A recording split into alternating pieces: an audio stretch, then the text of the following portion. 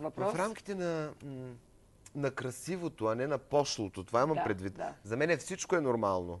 Стига да е пожелание на партньорите. Разбира се. То нещо не мога да го направиш сам. Ти трябва да имаш партньор, нали? То може и сам, ама не е казано по всеки път.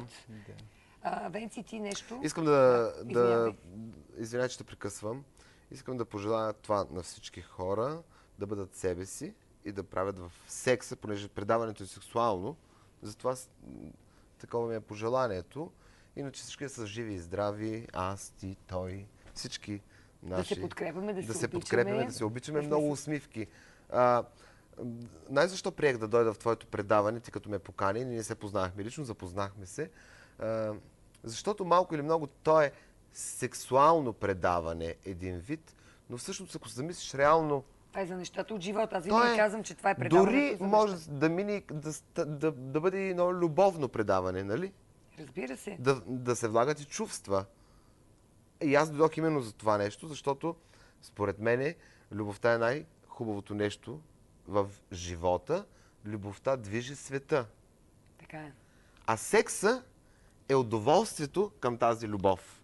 Така че аз нямам нищо против секса. Правете секс. А не война. Както се казва в една песен на Глория. Това беше финала на нашето предаване. Само, че те говорят правете любов, а не война.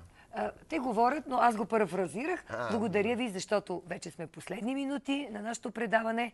Правете любов, а не война.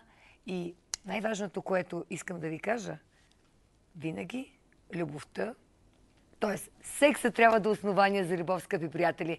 Но това не ви пречи да правите секс и само секс.